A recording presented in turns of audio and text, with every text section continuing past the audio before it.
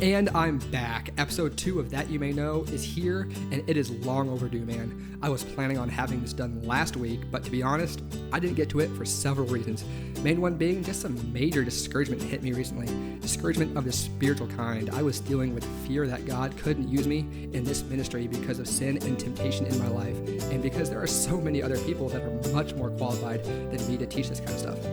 That, combined with a shredded sleep schedule, meant the odds were not in my favor. But just as he always is, God was faithful, and through his word reminded me of who he is and his love for me regardless of my inadequacy. One of the passages that really spoke to me was, wouldn't you know it, the next 4 verses in Psalm 34. So without further ado, here is Psalm 34, 4 through 7. Let's get started.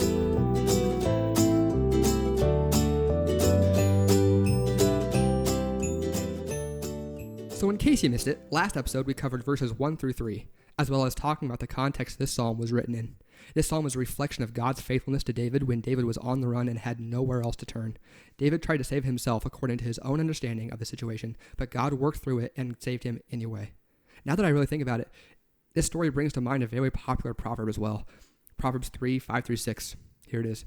Trust in the Lord with all your heart and do not rely on your own understanding.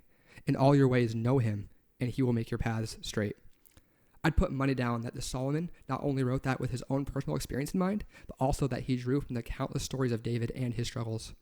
The warning in this proverb is our emotions and desires coupled with the devil's deceptions make our understanding of life unreliable at best and fatal at worst. But if we trust in the Lord and acknowledge him, he will make our paths straight and lead us where we need to go. Keep God due north on the compass of your life, and you will not stumble.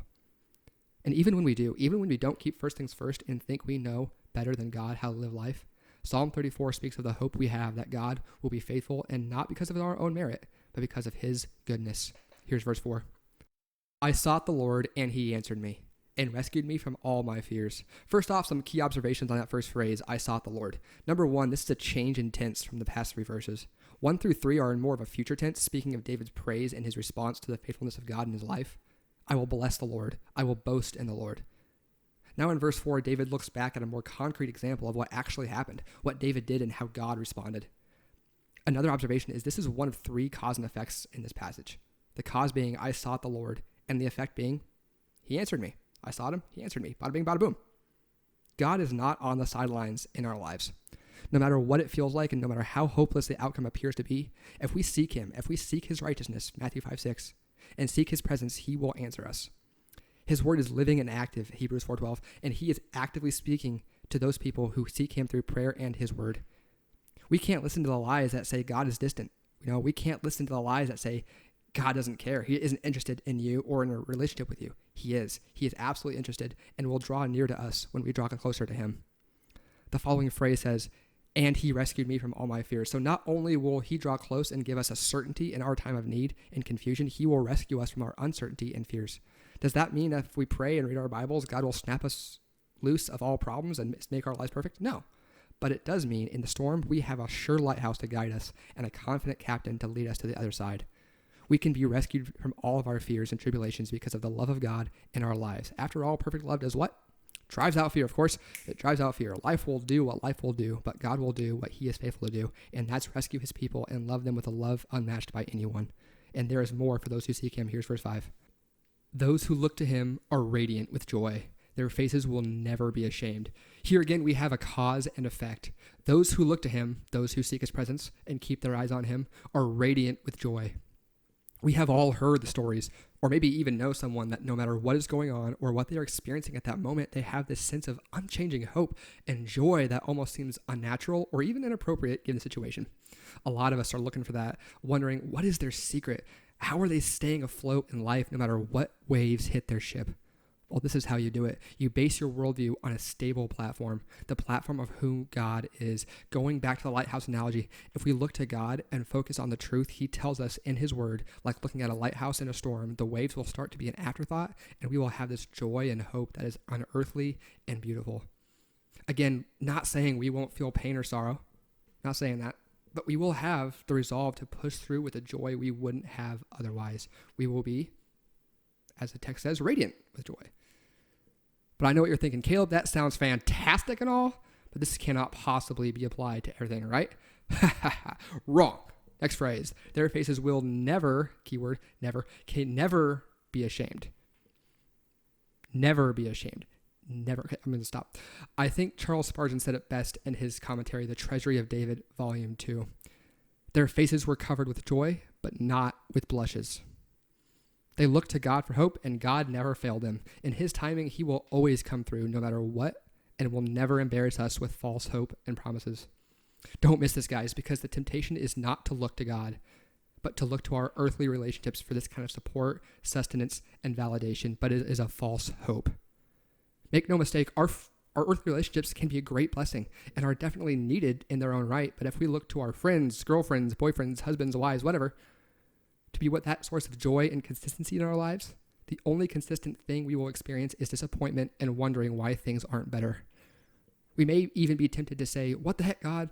Where are you?" He's right there. He always has been, always will be. But is he where he needs to be in our lives? Are we, as the verse says, looking to him? Something to think about. Here's verse 6.